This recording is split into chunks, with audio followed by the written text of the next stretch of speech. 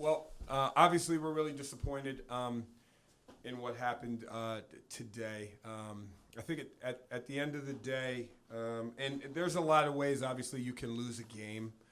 And I thought today we did not shoot it well from the free throw line, which, if we did, it just changes the dynamic of the game. Now, it doesn't mean that we win the game, but it changes the dynamic. And we were doing the things that we needed to do. The zone and the defense was actually doing what it needed to, but it can only hold on for so long. And I think, again, it comes down to us being able to make those free throws when we're getting fouled because it stops the clock. You start coming back. And we just weren't able to do that. Yes, ebbs and flows. Obviously, we didn't shoot it well. But that's what happens in college basketball. There's ups and downs. There's halves where there's ups and downs. And we just have to be able to adjust. Any questions for Coach?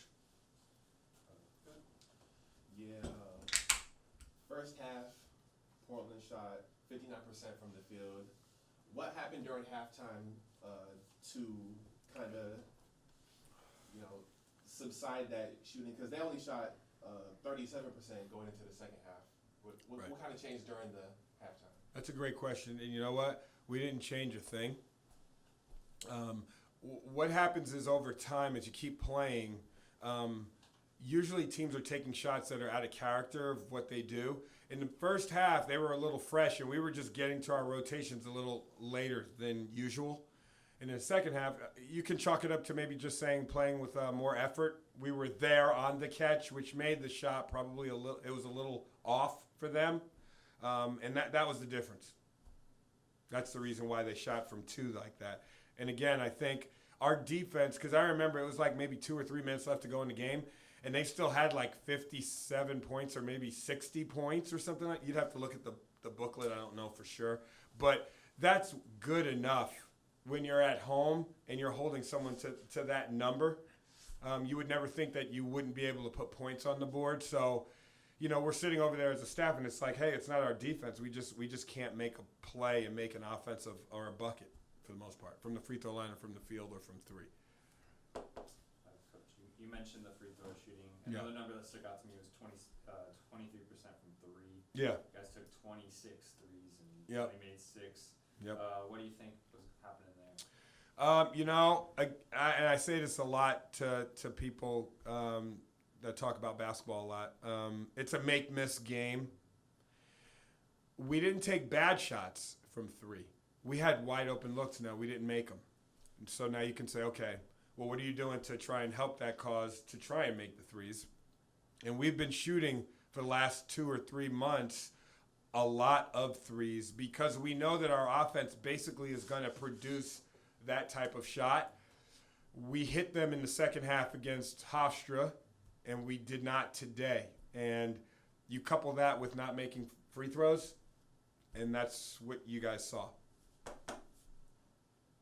Now, another statistic I know you might think I may be obsessed with it is in turnovers. Last year's team averaged 15.6 per game, but this year's games have been relatively clean with only 11 against Hofstra and 13 today. But it seemed that today turnovers came at most inopportune times that killed any hopes of. Yeah, I would say, near the end, probably when relatively close, trying to make a run. Yeah, we turned it over a couple of times. Yes, that happened. And so there were still those, there were some offensive fouls, but I had also seen a few bad passes that had run straight into the hands of the defender. I mean, of them. Yeah, I mean that's going to happen when you're playing fast. Our guys were probably pushing a little bit at that point. But again, I think, from what the masses know, they've seen 2 real games. We've had 2 scrimmage games before this season, and we have a lot of stats from practice where we're really not turning the ball over as much as we did last year. So I do think that is fixed or trending towards that. But again, I think if you have 13 turnovers, and again, because we shot it so bad, if we're making those shots, we probably have, 18 assists? 18 assists, 13 turnovers. Again, probably a different game. You make those free throws, maybe we win the game by 5. I don't know, but I hate to speculate. Anything else for Jean? Yeah, I know rebounding was a big priority over the summer. You guys seemed massively improved in it. What are your thoughts on? Are you pleased with the rebounding so far? Yeah, I mean, I think we rebound well. I mean, it was tied 32-32, and a large part of that I think is because if we shoot it like we shot, there's going to be a lot of defensive rebounds for the other team. Again, I think our effort is there.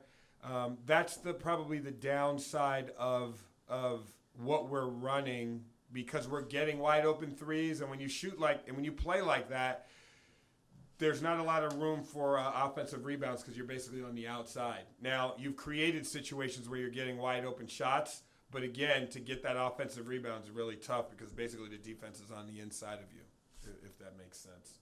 But I do think our effort is there on the rebounding side. Now, obviously, we're going to go to a Pac-12 school Thursday. We're going to one of the best teams in the country, so we'll see. We're going to compete there, but first, we have to just get to practice on Tuesday.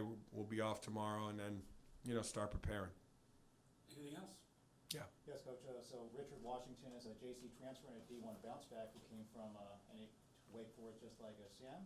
He has been the leading scorer in both of this year's games, and he's come off the bench. So talk about his role as a sixth man on the team. Yeah, I mean, it's interesting that you say sixth man. I don't really look at Richard as a sixth man. We're just keeping it like that right now. I mean, he could start and still play the same amount of minutes. So I don't think, whether he starts or does not start is really going to impact the game that much. It was still a close game in the beginning. It's not like they shot out to like a 12-2 lead and it's just like, hey, we have a guy that's been scoring a lot of points and he didn't start the game. So I think we're okay there. But yes, he's an important piece. Again, he played 30 minutes. He was 4 for 13. And it just wasn't falling tonight. And there's going to be nights like that. The most important thing that we're going to have to be able to do is that's where you have to be good from the free throw line. Not specifically him, but your team. Because if you're not making shots, but you are getting fouled, you have to be able to make those free throws to at least, again, change the context of the game. And also, I want to ask about Seneca Knight. He mentioned how he didn't want to be just a scorer like he was last year. He wanted to improve other stuff. Yes. Are you pleased with that? Yeah, I am. I moved him over to the point because he was struggling from the three a little bit. So I put the ball in his hand so he was able to kind of make the plays on the read. And I thought he did a really good job there. It's an ongoing process. So we'll keep working on those things to try and get better. Yeah, you mentioned Arizona when you were talking about, the rebounds. What else could you take from this game?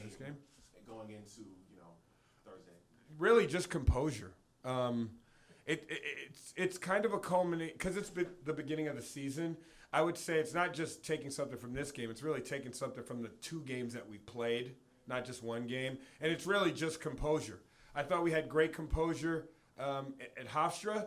And today, because each and every game is different. And even though we're at home, it doesn't mean that you shoot out and be up 20-5, You might have a situation where teams are ready to play, they're making plays, and you have to be able to play within that and not lose your composure. I think we lost our composure a little bit, and I think it affected us making free throws. Anything else? Thank you. All right, thanks, guys. Are you ready?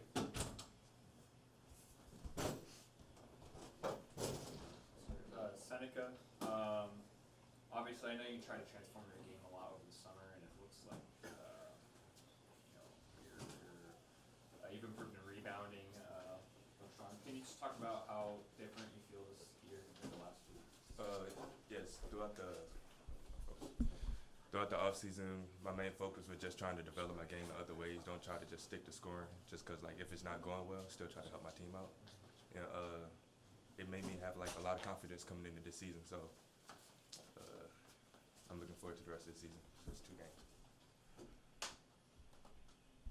Got a question for Seneca. So today you just had about half of the shot attempts that you had attempted from last week's game on the road against Hofstra, and so did your teammate Craig. So what was Portland doing to shut you two guys down on offense? Defensively, they just played good defense, rotation. They tried to get there before we got there, so it forced like a lot of tough situations where we had to kick the ball back out. So yeah, they were just a step ahead of us. That's basically. Bray, you're the leading returning three-point shooter. Seems like that's a big part of your game this season. Do you think you have like a responsibility for this team to try to carry with your three-point shooting? Yeah, I mean, I think each of us have a role to be able to space the floor and be able to knock down a shot. And it's what we've been working on throughout off season, throughout fall, and it's what we can do. We just had an off shooting night today. Speaking of the off shooting night, Seneca, you touched on it a little bit, but both of you guys, what did you see from that defense that, do you think it was a matter of what they were doing, or do you think you guys just had an off night shooting as a team? I personally say it was just us struggling shooting from the team. You know, we got to get the easy points as they come. So like the free throws, me especially, I know got to focus at the line, knock down these free throws, get the easy points. Yeah, I'd say they had good defense, but it was more on us. We couldn't break down the shot. Yeah. They played solid defense. They were in gap defense, meaning anytime we drove, there was going to be someone in the gap, and then we're just stepping into an open shot. So I don't think it was so much of their defense as it was just us just being able to just knock down the shot tonight. And question for Bray. The most alarming statistic I saw in today's box score was 11 missed free throws. So and it seems that even with making about half of those misses, this game would have been more competitive. Your thoughts? Yeah, you're right on the money with it. I mean, the score kind of got escalated as we started fouling. So, I mean, we knocked down free throws. We're right there, and we get a couple stops, and, yeah, then it's a game. Anything else? But on the other hand, Bray, it seemed that San Jose State was able to get Portland in foul trouble and get into bonus early. So what's your takeaway on how? Yeah, that's a good point. We were able to get into the bonus early, and I don't think we really took advantage of that as much as we should have, since their big guy was fouled out and, you know, we were in the bonus. We should have been looking to attack more and get to the line. Yeah, y'all got a tough opponent next game. Y'all face Arizona, Pac-12 opponent. What did y'all take from this game going forward in facing Arizona? Honestly, we just got to stick to our principles. Just believe in ourselves. Don't let this one game get us down. Arizona tough, but I feel like we could compete with them. We just as talented, so. Yeah, like Sen said, we got to believe, because, I mean, no one else is going to believe in us, so it's up to us to stay together. And I think a lot of it comes down to how we're coming out and starting the game, too. We kind of came out and started a little sluggishly. So taking more initiative and, you know, bringing the energy that we need to from the get-go. Anything more? Thank you, guys. Thank you.